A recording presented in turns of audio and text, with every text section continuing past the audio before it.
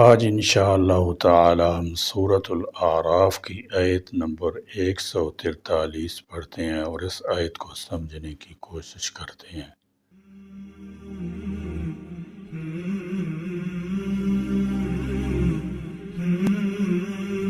اعوذ باللہ من الشیطان الرجیم، بسم اللہ الرحمن الرحیم۔ وَلَمَّا جَاءَ مُوسَىٰ لِمِيقَاتِنَا وَكَلَّمَهُ رَبُّهُ قَالَ رَبِّ أَرِنِي أَنظُرْ إِلَيْكَ قَالَ لَن تَرَانِي وَلَكِنِ انظُرْ إِلَى الْجَبَلِ فَإِنِ اسْتَقَرَّ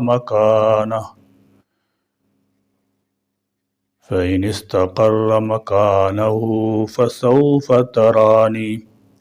فَلَمَّا تَجَلَّىٰ رَبُّهُ لِلْجَبَلِ جَعَلَهُ دَكًّا وَخَرَّ مُوسَىٰ صَعِيقًا فَلَمَّا أَفَاقَ قَالَ سُبْحَانَكَ تُبْتُ إِلَيْكَ وَأَنَا أَوَّلُ الْمُؤْمِنِينَ۔ وَلَمَّا اور جب جاء آئے موسیٰ لمیقاتنا ہماری مقرر مدت پر، فرمایا ولما جاء موسیٰ لمیقاتنا، میقات سے مراد مقرر کردہ وقت ہے، چونکہ اللہ تبارک و تعالیٰ کی طرف سے بلاوا اور موسیٰ علیہ السلام کی طرف سے حاضری کا وعدہ تھا، اس لیے وعدنا بعد میں فعل استعمال فرمایا جو دو فریقوں کے درمیان ہوتا ہے۔ وَكَلَّمَهُ اور ان سے کلام کیا،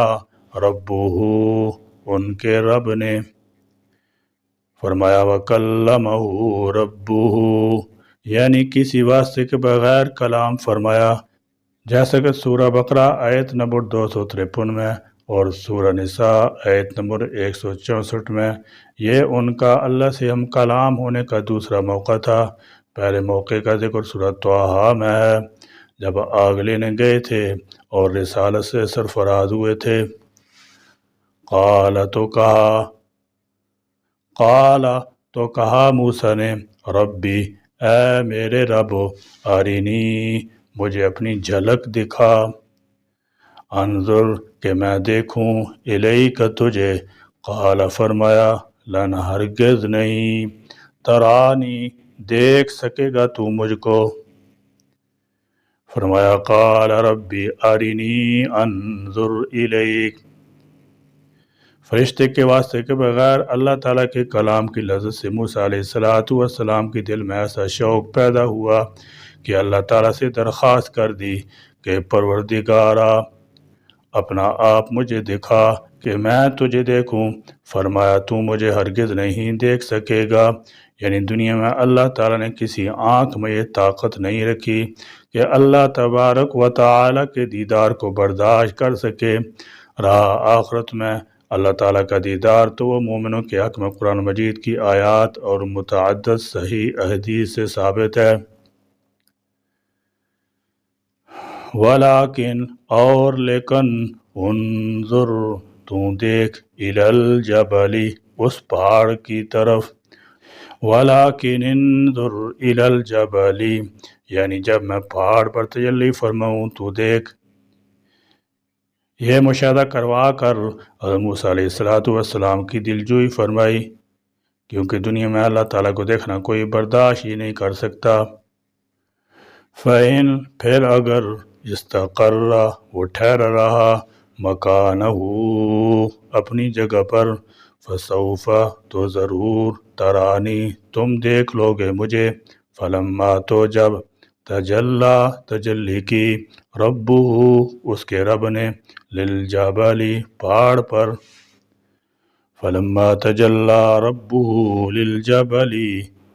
تجلی یہ جلا یجلو جلوتن سے باب تفاعل سے ہے، جلا کا معنی ظاہر کرنا، پردہ ہٹانا ہے، تجلی کا معنی ظاہر ہوا، دکا مصدر ہے،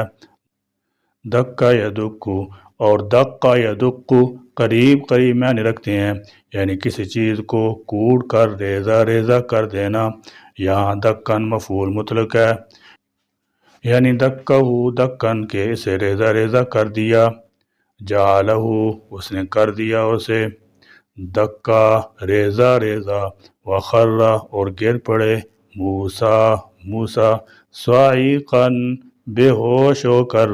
فلما پھر جب افاق ہوش میں آئے، قال تو کہا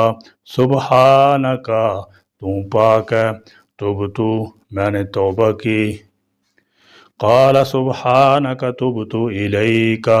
تو پاک ہے کہ تجھے دنیا میں کوئی دیکھ سکے، میں توبہ کرتا ہوں اس بات سے کہ تیری اجازت کے بغیر تجھے دیکھنے کی درخواست کر بیٹھا۔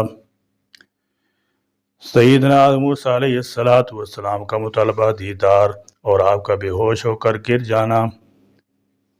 40 دن کی اس شبانہ روز عبادت ریاضت کے بعد اللہ تبارک و تعالیٰ نے موسیٰ علیہ السلام کو کسی مخصوص ممتاز رنگ میں شرف کلام بخشا۔ آپ کو بلا واسطہ اللہ کی بات سننے سے عجیب لذت حاصل ہوئی، اور اسی لذت کے سرور اور اسی لذت کے اثر سے دل میں متکلم کی دیدار کی آرزو پیدا ہوئی، تو بے ساختہ دیدار کے لیے درخواست کر ڈالی کہ الہی کے درمیان سے یہ حجاب اور موانع دور کر دے تاکہ میں ایک نظر تجھے دیکھ سکوں۔ جواب ملا کہ تم اس فنا ہونے والے وجود اور فانی آنکھوں سے میرے دیدار کے کبھی متحمل نہ ہو سکو گے۔ اگر اتنی ہی آرزو ہے تو اس پہاڑ کی طرف دیکھو جس پر میں تھوڑا سا اپنی تجلیات کا پرتو ڈالوں گا۔ اگر پہاڑ اس پرتو کو برداشت کر سکا اور وہ اپنی جگہ پر قائم رہا تو تم بھی برداشت کر سکو گے۔ اور یہ بات اللہ تبارک و تعالیٰ کو خوب معلوم تھی کہ یہ پرتو نہ پہاڑ برداشت کر سکے گا اور نہ موسیٰ علیہ السلام، جیسا کہ پہلے کہہ دیا گیا تھا، اور یہ بات صرف اس لیے کہی تھی کہ سیدنا موسیٰ علیہ السلام کی دل شکنی نہ ہو۔ چنانچہ جب اللہ تعالیٰ نے پہاڑ پر اپنا پرتو ڈالا تو وہ ریزہ ریزہ ہو کر زمین بوس ہو گیا، اور حضرت موسیٰ علیہ السلام جو پاس کھڑے یہ منظر دیکھ رہے تھے اس دہشت سے بے ہوش ہو کر گر پڑے۔ جب ہوش آیا تو پہلی بات یہ کی کہ میں نے جو یہ ناجائز قسم کا مطالبہ کر دیا تھا اس سے توبہ کرتا ہوں، تیری عظمت جلال کا اقرار کرتا ہوں، اور اس بات پر ایمان لاتا ہوں کہ اس فانی دنیا میں اور نہ ان فانی آنکھوں سے تیرا دیدار ناممکن ہے۔ لیکن جب یہ فانی دنیا ہی تبدیل کر دی جائے گی اور انسانی قوا اور بالخصوص اس کی آنکھوں میں ایسی تبدیلی لائی جائے گی کہ وہ دیدار الہی کے متحمل ہو سکیں گے، تو ایک مرتبہ لوگوں پر ایسا ہی غشی کا عالم طاری ہوگا جیسے حضرت موسیٰ علیہ السلام پر اس دنیا میں طاری ہوا تھا۔ الہی کا تیری طرف، وانا اور میں ہوں، اولو سب سے پہلے، المومنین ایمان لانے والوں میں، وانا اول المومنین اور میں سب سے پہلے ایمان لانے والا ہوں، یعنی تجھ پر اور تیری عظمت و جلال پر، اس پر کہ کوئی تجھے قیامت سے پہلے نہیں دیکھ سکتا۔ اور قرآن نصوص اور صحیح احادیث سے ثابت ہے کہ اہل ایمان کو جنت میں اللہ تعالیٰ کا دیدار نصیب ہوگا۔ ائمہ کرام رحمۃ اللہ تعالیٰ علیہ فرماتے ہیں کہ دیدار بھی کیف ہوگا، یعنی اس کی کیفیت انسانی ذہن میں نہیں آ سکتی، کیونکہ انسانی سمت کے بغیر کسی چیز کو سمجھنے کی صلاحیت نہیں رکھتا، مگر خدا تبارک و تعالیٰ چونکہ قادر مطلق ہے، وہ اس بات پر قادر ہے کہ وہ کسی انسان کو بغیر جہت اور مکان کے کسی چیز کا مشاہدہ کرا دے، یہ تو اس کا کام ہے۔ مقصد یہ ہے کہ اس بات پر اتفاق ہے کہ آخرت میں اہل ایمان کو رویت الہی نصیب ہوگی، جب اگلے جہان میں پہنچ کر مادیت کم ہو جائے گی، روحانیت بہت بڑھ جائے گی اور ملکیت غالب اور بہائمیت کمزور ہو جائے گی، تو پھر آج کا ناممکن بھی ممکن ہو جائے گا۔ فَكَشَفْنَا عَنْكَ غِطَاءَكَ فَبَصَرُكَ الْيَوْمَ حَدِيدٌ، اللہ تعالیٰ فرمائے گا اب ہم نے تجھ پر سے پردہ اٹھا دیا، تو آج تیری نگاہ تیز ہے۔ اس جہاں میں ہم فرشتوں اور جنات کو دیکھنے کی طاقت نہیں رکھتے، مگر وہاں سب کچھ نظر آئے گا۔ خلاصہ یہ کہ آخرت میں انشاءاللہ تعالی اہل جنت کو اللہ تعالیٰ کا دیدار حاصل ہوگا، کیونکہ آخرت میں انسان کی تمام صلاحیتیں دنیا کے مقابلہ میں بہت بڑی ہوئی ہوں گی۔ دنیا میں انسان محدود اور کمزور صلاحیتوں کے ساتھ پیدا کیا گیا ہے، اس لیے حضرت موسیٰ علیہ السلام سے فرمایا گیا کہ تم دیکھ نہیں سکو گے، اور اللہ تعالیٰ نے کوئی طور پر اپنی تجلیات کی ایک جھلک ظاہر فرمائی۔ نتیجہ یہ ہوا کہ پہاڑ کا وہ حصہ ریزہ ریزہ ہو گیا، اور حضرت موسیٰ علیہ السلام نے جو بالواسطہ تجلیات ربانی کی ایک جھلک دیکھی وہ بھی برداشت نہیں ہو سکی، اور آپ بے ہوش ہو گئے۔ یا اللہ، اس ملک اور اس قوم کو بھی اسلام اور ایمان اتباع رسول کی دولت سے نواز دیجئے،